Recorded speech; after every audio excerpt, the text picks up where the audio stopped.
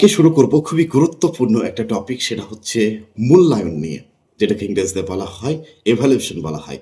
সে মূল্যায়ন জিনিসটি কি? মূল্যায়ন কয় কয় ধরনের হতে পারে? শিক্ষাক্ষেত্রে প্রত্যেকটা মূল্যায়নের গুরুত্ব কি রয়েছে এবং কখন কোন মূল্যায়নটা কিন্তু এপ্লাই করা হয়? এই জিনিসটা নিয়ে, অর্থাৎ মূল্যায়ন ইভ্যালুয়েশন নিয়ে আমি কিন্তু বিস্তারিত আমি আমার মতো করে একটা নোটস তৈরি করেছি, স্ক্রিন শেয়ারের মাধ্যমে সেগুলো তোমাদেরকে বুঝিয়ে দেব। আসলে এই মূল্যায়ন নিয়ে অনেক জনের অনেক রকম প্রশ্ন আছে। হতে পারে যে এই জিনিসটা একটা ক্লিয়ার কনসেপ্ট নেই।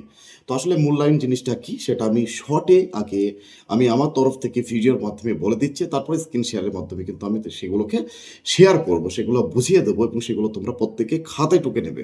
আসলে সামনে যে প্রাইমারি শিক্ষকের ইন্টারভিউ হতে চলেছে, কিংবা ওই প্রাইমারি, আপার প্রাইমারি কিংবা এই টিচার্স ডিপার্টমেন্টের জন্য যেকোনো লিখিত পরীক্ষা হোক, ইন্টারভিউ হোক, প্রত্যেকটা ক্ষেত্রে এবং ডিএলএড এর স্টুডেন্টদের জন্য খুবই গুরুত্বপূর্ণ যে বিষয় সেটা হচ্ছে যে মূল্যায়ন, অর্থাৎ ইভালুয়েশন। এই জিনিসটা কি শিক্ষাক্ষেত্রে? মূল্যায়ন বা ইভালুয়েশন যেটা আছে সেটা অ্যাকচুয়ালি অর্থটাই এটা বোঝায়। আগে প্রাথমিকভাবে অর্থটা তোমাকে বুঝতে হবে। সেটা হচ্ছে কোনো কিছুর মূল্য আরোপ করা বা কোনো কিছু জিনিসের কতটা মূল্য রয়েছে সেটাকে আরোপ করা, সেটাকে বিশ্লেষণ করা। শিক্ষাক্ষেত্রে যদি বলা হয় তাহলে হচ্ছে মূল্যায়নটা কি? দেখো, মূল্যায়নটা হচ্ছে শিক্ষাক্ষেত্রে ঠিক একটা সুন্দর একটা খাবার বা একটা তরকারি রান্না করা, কিন্তু সেখানে লবণ নেই। আমি শিক্ষাক্ষেত্রে আমার কাজ কি হলো? একজন শিক্ষক, একজন শিক্ষিকার কাজ হচ্ছে শিক্ষাক্ষেত্রে শিক্ষা প্রদান করা শিক্ষার্থীদেরকে। কিন্তু আমি শিক্ষাক্ষেত্রে শিক্ষা প্রদান করেই গেলাম, কিন্তু কিন্তু সে প্রদানটা কি ঠিকঠাক হচ্ছে, নাকি যে জিনিসটা দিচ্ছি সেটা ঠিকঠাক অ্যাপ্লাই হচ্ছে কিনা, বা সেই জিনিসটা দিয়ে কোনো কাজ হচ্ছে কিনা, বা সেই জিনিসটা সে শিক্ষার্থীকে সত্যিই কোনো রকমভাবে এফেক্টেড করছে, প্রভাবিত করছে, সেটা তো জানতেই হবে। আমি যদি অনর্গল শিক্ষায় দিয়ে চলে যাই, তা আমি শিক্ষা দেওয়ার ফলে কি হচ্ছে বা তার কতটা উপকার হচ্ছে বা কোথায় ঘাটতি রয়েছে, খামতি রয়েছে, সেটাই যদি বিশ্লেষণ না করে দিই, তাহলে সে কেমন হলো? এটা ভালো তরকারি রান্না করলাম, কিন্তু আমি তার টেস্ট নিলাম না, বা আমি তাতে লবণই দিলাম না, সেরকমই। সেক্ষেত্রে মূল্যায়ন হচ্ছে এমনই জিনিস যে সেটা ছাত্রদেরকে আমি বিচার করবো, তাদেরকে জাজমেন্ট করবো, তাদেরকে পর্যবেক্ষণ করবো, তাদেরকে আমি তাদের প্রবলেমটা কোথায় আছে সেগুলোকে অনুসন্ধান করব। আসলে মূল্যায়ন প্রধানত যদি ধরা হয় তাহলে গুরুত্বপূর্ণ তিন মূল্যায়ন হচ্ছে, যেমন একটা হচ্ছে গঠনমূলক, বা যেটাকে বলা হয় ফরমাটিভ ইভালুয়েশন বলা হয় ফরমাটিভ। আসলে এটা হচ্ছে একটা ডেইলি বাই ডেইলি বলতে পারো, বা একটা অনর্গল সারা বছর ধরে চলে, যে একটা একটা শিক্ষার্থীকে, একটা ছাত্রীকে আমি শেখাচ্ছি। ঠিক আছে, শেখানোর পরে হয়তো তাকে আমি ক্লাস শেষে বা তাকে তৎক্ষণাৎ হয়তো সেখানে ফিডব্যাকটা নিচ্ছি সে কতটা সেটাকে ক্যাচ করতে পারছে, কতটা ধরতে পারছে। এগুলো হচ্ছে গঠনমূলক এগুলো। এটা খুবই একটা কার্যকরী পদ্ধতি, মাথায় রাখবে। যদি বলা হয় যে সমষ্টিগত বা সামেটিক ইভালুয়েশন কি, সেটা হচ্ছে, এই সামেটিক ইভালুয়েশন হচ্ছে বছরের শেষে বা কোনো একটা সমীক্ষা শেষে, কোনো একটা টার্মের শেষে, শেষ পর্যায়ে তাকে, সেখানে হতে পারে নাম্বার প্রদান, গ্রেড প্রদান, তাকে নিয়ে জাজমেন্টটা করা হয়, তার সামগ্রিক জিনিস নিয়ে জাজমেন্ট করা হয়। আরেকটা গুরুত্বপূর্ণ হচ্ছে, সেটা হচ্ছে ডায়াগনস্টিক মূল্যায়ন বা ডায়াগনস্টিক এভালুয়েশন বলা হয়। এটা কি? এটা হচ্ছে আমি আমি দেখে নিচ্ছি ছাত্রটাকে, তার ফাঁক বা ফাঁকগুলো কি আছে, ফাঁক ফোকর কি প্রবলেম আছে, সেটা দেখে নিচ্ছি আমি। কি হতে পারে, কেমন হতে পারে? ধরো আমি একটা কোনো রকম টপিক পড়াবো বা কোনো রকম একটা বিষয় নিয়ে পড়াবো, সেই বিষয়টার উপরে কি করলাম, আমি একটা কুইজের আয়োজন করলাম, একটা শর্টকাট একটা টি-20 ম্যাচের মতো আয়োজন করলাম। ঠিক আছে, তাদের মধ্যে কোশ্চেন নিয়ে, তাদের নিয়ে একটা কোশ্চেন নিয়ে টি-20 ম্যাচের মতো আয়োজন করলাম। ওকে, আমি দেখলাম, সেখানে আমি দেখে নিলাম যে তার প্রবলেমটা কোথায় আছে, বা কোন জায়গাটা সে ক্যাচ করতে সমস্যা হতে পারে, বা কোন জায়গাটা তার হজম করতে সমস্যা হতে পারে। আমি তার কিন্তু দুর্বলতার জায়গাগুলো, শক্তিশালী জায়গাগুলোকে কিন্তু আমি কিন্তু ক্যাচ করে নিলাম। ঠিক আছে, তাহলে কি হবে, আমার পড়াতে সুবিধা হবে, আমার তাকে তাকে শেখাতে সুবিধা হবে, তার সমস্ত কিছু ইনকোয়ারি করতে আমার সুবিধা হবে। তো এই নিয়ে এই যে জিনিসটা, এটাকে বলা হয় কি বলা হয়, এটাকে বলা হয় মূল্যায়ন বলা হয়। শিক্ষাক্ষেত্রে মূল্যায়ন একটা অতি অতি অতি গুরুত্বপূর্ণ একটা ব্যাপার শিক্ষাক্ষেত্রে। সঠিক মূল্যায়ন ছাড়া সঠিক শিক্ষাদান বা সঠিক শিক্ষাদানের ফিডব্যাক বা ফলাফল আমি পাবো, এটা আশা করা ভিত্তিহীন। চলো দেখা যাক তোমাদেরকে এই মূল্যায়ন নিয়ে সমস্ত কিছু আমি, চলো দেখা যাক আমি মূল্যায়নের মধ্যে যেগুলো দেবো সেই প্রশ্নগুলো, এই প্রশ্নগুলো নিয়ে আমি বিশদ আলোচনা করব। হয়তো ভিডিওটা একটু বড় হবে, কিন্তু তোমাদের পুরো ক্লিয়ার কনসেপ্ট কিন্তু তৈরি হয়ে যাবে। কারণ তোমাদেরকে পুরো ক্লিয়ার কনসেপ্ট তৈরি করে গেলে কী হবে, যে কোনো প্রশ্ন ধরলেই তুমি পারবে। প্রথমে দেখো, আছে মূল্যায়ন বা ইভ্যালুয়েশন কি। মূল্যায়ন শব্দের সাধারণ অর্থ হলো আরোপ বা মূল্য বিচার করা। মূল্যায়নের ইংরেজি প্রতিশব্দ হলো ইভ্যালুয়েশন। ব্যাপক অর্থ হচ্ছে evaluation is the act of playing value of something. অর্থাৎ মূল্যায়ন বলতে সামঞ্জস্যপূর্ণ প্রক্রিয়ায় শিক্ষার্থীরা শিক্ষার লক্ষ্যের পথে কতটা অগ্রসর হয়েছে তাকে বোঝায়। অবশ্যই মনে রাখবে, মূল্যায়ন দ্বারা কোনো ব্যক্তি বা শিক্ষার্থী শুধু বিষয়বস্তুর পরিমাপই বোঝায় না, শিক্ষার্থীর ব্যক্তিত্বের ক্রমবিকাশ এবং শিক্ষার মূল লক্ষ্য ও উদ্দেশ্য কী পরিমাণে অর্জিত হয়েছে সে পরিমাপও কিন্তু বোঝায় এই মূল্যায়নের মাধ্যমে। এরপরে জানতে হবে মূল্যায়নের কার্যকরী বা গুরুত্ব বা শিক্ষাগত মূল্য কী রয়েছে।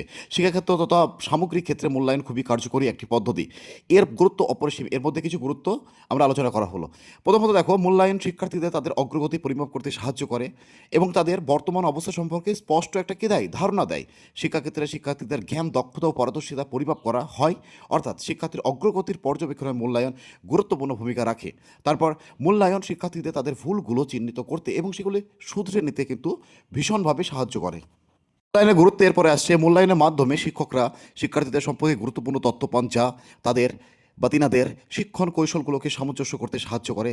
শিক্ষার্থীরা বা শিক্ষার্থীদের পড়া বা কথা বলতে অসুবিধা, হাত পায়ে সমন্বয়ে সমস্যা ইত্যাদি শেখার সমস্যাগুলো শনাক্ত করতে সাহায্য করে এই মূল্যায়ন শিক্ষার্থীদেরকে প্রেরণা প্রদান তথা শেখন ক্ষেত্রে, এখানে হবে শেখন ক্ষেত্রে আরও বা শেখার ক্ষেত্রে আরও ভালো করার জন্য উৎসাহিত প্রদান করে। শিক্ষার্থীদের শেখার ক্ষেত্রে কোনো জায়গায় ঘাটতি রয়েছে সেগুলো চিহ্নিত করতে এবং সেই অনুযায়ী ব্যবস্থা নিতে সহায়তা করে, গুরুত্বপূর্ণ সহায়তা প্রদান করে এই মূল্যায়ন।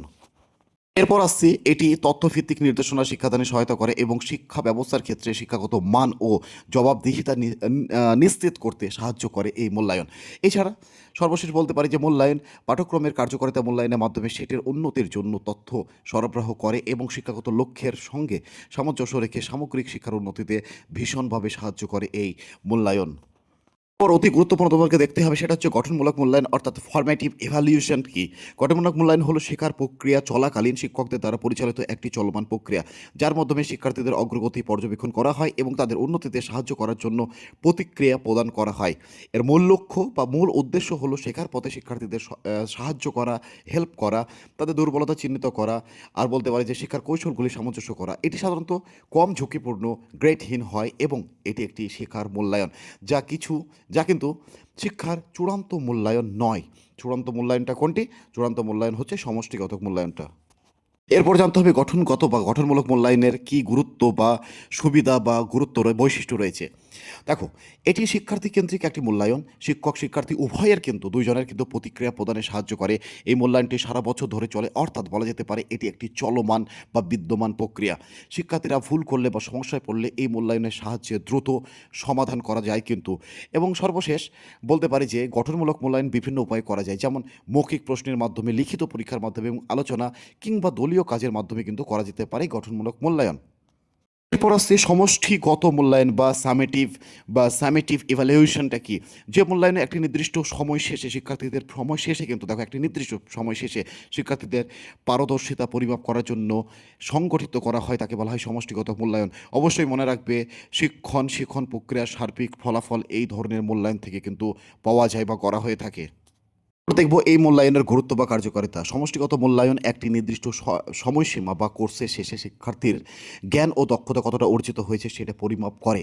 কোনো প্রোগ্রাম বা প্রকল্পের লক্ষ্য উদ্দেশ্য কতটা অর্জিত হয়েছে সেগুলো বোঝার জন্য এটি একটি গুরুত্বপূর্ণ হাতিয়ার। শিক্ষকরা তাদের শিক্ষাদান পদ্ধতির কার্যকারিতা মূল্যায়ন করতে সমষ্টিগত মূল্যায়নের ফলাফল ব্যবহার করতে পারেন। এর মাধ্যমে কি হয়, তেনারা বুঝতে পারেন তিনাদের পদ্ধতি কতটা সফল হয়েছে সেটি। তারপর সমষ্টিগত মূল্যায়নের ফলাফলে ভবিষ্যতের শিক্ষণ পরিকল্পনা এবং কৌশল নির্ধারণে কিন্তু সাহায্য করে। এটি একটি আনুষ্ঠানিক প্রক্রিয়া বা পদ্ধতি বা পরীক্ষা বা প্রকল্পের মাধ্যমে শিক্ষার্থীর জ্ঞান অর্জনের একটি চূড়ান্ত পরিমাণগত মূল্যায়ন প্রদান করে, যা প্রায়শই গ্রেড বা শতাংশে প্রকাশ করা হয়। এছাড়া সমষ্টিগত মূল্যায়ন শিক্ষাবিদ এবং শিক্ষার্থীদের জন্য পর্যবেক্ষণ কী নিতে পারে সে সম্পর্কে সিদ্ধান্ত নিতে ভীষণভাবে সাহায্য করে। এরপর আসছি ডায়াগনস্টিক মূল্যায়ন বা ডায়াগনস্টিক ইভ্যালুয়েশন। এটি হলো একটি প্রক্রিয়া যার মাধ্যমে শিক্ষার্থীদের জ্ঞান, দক্ষতা এবং শেখার ক্ষেত্রে থাকা ফাঁকগুলোকে ফাঁকগুলোকে, ব্ল্যাঙ্কগুলোকে চিহ্নিত করা হয়। মনে রাখবে, এটি শিক্ষণ প্রক্রিয়া শুরুর আগে বা নতুন কোনো বিষয় শুরু করার সময় শিক্ষার্থীদের পূর্ববর্তী জ্ঞান এবং দুর্বলতা বোঝার জন্য করা হয়, যাতে শিক্ষক শিক্ষাদানের কৌশল সে অনুযায়ী সাজাতে পারে, সে অনুযায়ী আগে থেকে প্ল্যানিং করতে পারে তার প্রবলেমগুলোকে ইন্ডিকেট করে। এই মূল্যায়নটাও কিন্তু খুব গুরুত্বপূর্ণ, অর্থাৎ এর উদ্দেশ্য রয়েছে কি, সেটা ডায়াগনস্টিক মূল্যায়নের মাধ্যমে শিক্ষার্থীরা কোনো ক্ষেত্রে শক্তিশালী বা কোন ক্ষেত্রে শক্তিশালী বা দুর্বল সেগুলো জানা যায়, এবং সেই অনুযায়ী বা তার দুর্বলতা এবং শক্তিশালী সেই বিষয়গুলোকে ইন্ডিকেট করার পর ব্যক্তিগত নির্দেশনা দেওয়া সম্ভব হয়। এরপর জানবো আমি এই ডায়াগনস্টিক মূল্যায়নের কিছু উদাহরণ, যেমন হচ্ছে কুইজের আয়োজন বা প্রি টেস্টের মাধ্যমে করা হয়ে থাকে, শ্রেণীকক্ষ পর্যবেক্ষণের মাধ্যমে করা হয়ে থাকে, চেকলিস্ট এবং পর্যবেক্ষণ পদ্ধতির মাধ্যমে কিন্তু করা হয়ে থাকে। তোমরা এই ডিটেলসগুলো একটু দেখে নাও, এটা অ্যাকচুয়ালি কী বলছে দেখে বুঝতে পারছো পয়েন্ট দেখে, যে কুইজের আয়োজন বা প্রি টেস্টের মাধ্যমে কোনো একটা প্ল্যানিং করার আগে যে টেস্ট করছে তাকে ইনকোয়ারি করে নিচ্ছে, শ্রেণীকক্ষ পর্যবেক্ষণ অর্থাৎ শিক্ষার্থীরা কীভাবে ক্লাসে অংশগ্রহণ করছে, বিভিন্ন কাজে তাদের পারদর্শিতা পর্যবেক্ষণ করার মাধ্যমে মূল্যায়ন করা হয়ে থাকে, এবং চেকলিস্ট এবং পর্যবেক্ষণ অর্থাৎ নির্দিষ্ট কিছু কাজের জন্য তৈরি করা চেকলিস্টের মাধ্যমে শিক্ষার্থীদের পারদর্শিতা মূল্যায়ন করা হয়।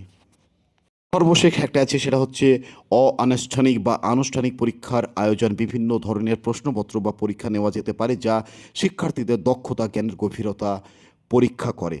তো ধন্যবাদ, এই হলো আজকের পর্বের বিস্তারিত মূল্যায়ন নিয়ে আলোচনা। প্রত্যেকের উপকার লাগবে, এবং মূল্যায়ন বিষয়টা তোমরা পুঙ্খানুপুঙ্খভাবে যদি পড়ো তবেই কিন্তু মূল্যায়ন সম্পর্কে কিন্তু তোমার সঠিক কনসেপ্ট তৈরি হবে, এবং যখনই তোমার একটা সঠিক কনসেপ্ট তৈরি হবে তখন তোমাকে যেরকম প্রশ্ন করুক না কেন তুমি অনায়াসে কিন্তু প্রত্যেকটা প্রশ্নের কিন্তু সুন্দরভাবে উত্তর দিতে পারবে। ধন্যবাদ, ভালো থাকবে সবাই।